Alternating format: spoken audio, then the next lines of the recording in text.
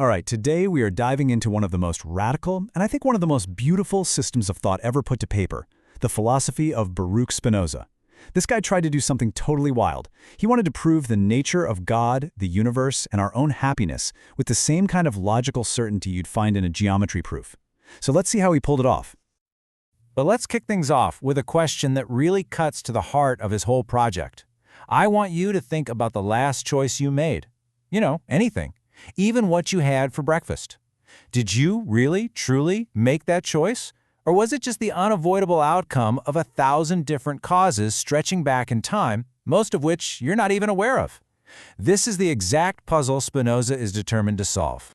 And this really lays out the central conflict, doesn't it? On one hand, you've got that powerful, undeniable feeling that we're in the driver's seat, our sense of free will.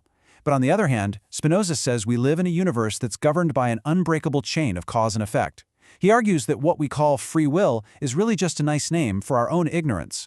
We're just not aware of what's truly pulling the strings. So if you're going to make a claim that huge, how do you even begin to argue for it? Well, you build an absolutely ironclad case. Spinoza wrote his masterpiece, The Ethics, in the style of a geometry textbook. Seriously. He starts with a handful of basic definitions and axioms, and from there he just starts deriving one proposition after another, building this complete picture of reality that he believes is as solid and certain as 2 + 2 = 4.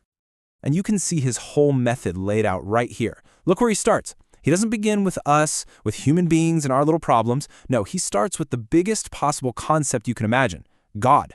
And from there, he logically works his way down to the nature of the mind, then our emotions, then why we suffer, and finally what it means to be truly free.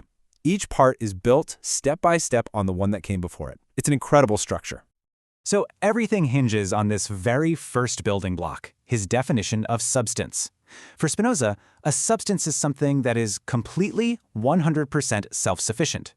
It doesn't depend on anything else to exist, and you don't need to look at anything else to understand what it is. It's the ultimate bedrock of reality. The buck stops here. And boom, right away, we get to the first mind-blowing conclusion he pulls from that definition. If a substance has to be totally independent and infinite, well, logically, there can only be one of them. And that single, all-encompassing substance, Spinoza calls Deus sive natura, God or nature. For him, they are the exact same thing. Now, this means Spinoza's God is nothing like the God most of us are used to thinking about. This is not some personal being sitting outside the universe, making plans and judging us. Spinoza's God is the universe. It's the whole, impersonal, unchanging system of natural laws that governs absolutely everything with a kind of mathematical necessity.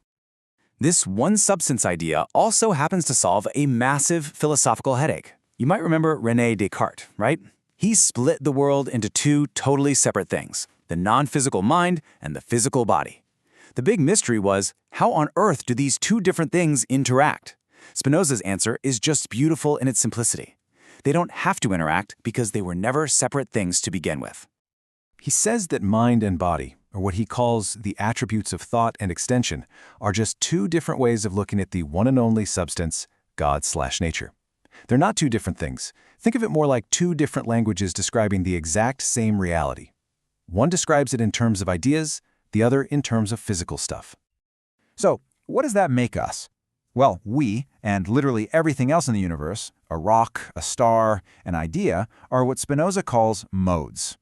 A mode is just a specific modification, a particular ripple or a pattern happening within that one great substance.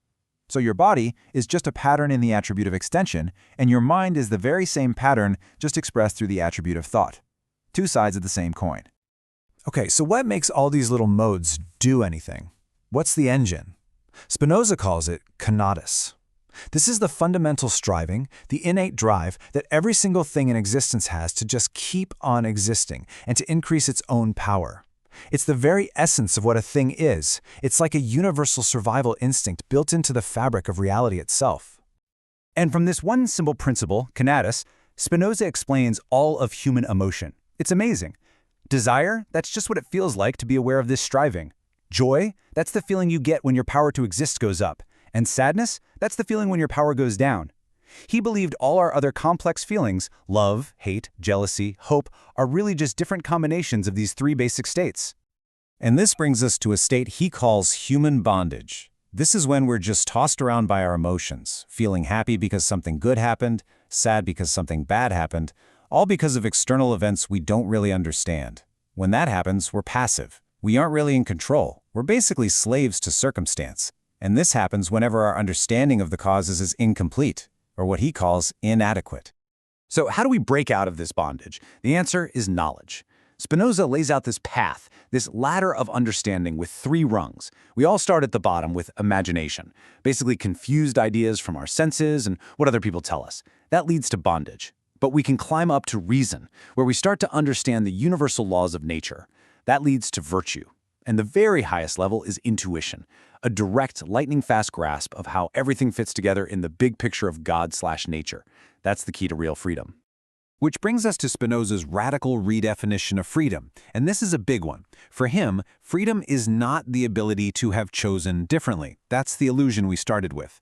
True freedom is self-determination. It's when your actions flow purely from the necessity of your own nature, a nature that you fully understand through reason.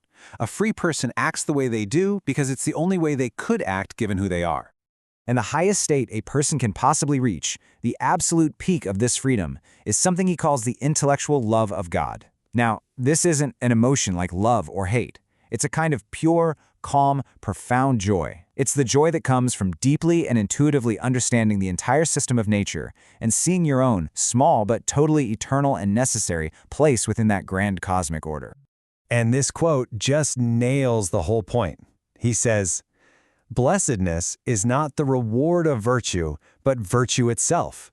That joyful understanding, that freedom, it's not some prize you get at the end of the line for living a good life. It is the good life. The very act of becoming free and understanding the world is its own incredible reward.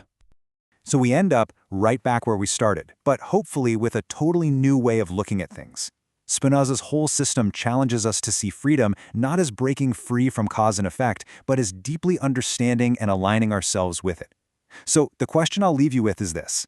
If real freedom is found in understanding the necessary causes behind your thoughts and feelings, what part of your own life could you stand to see a little more clearly? And what could you be freer from?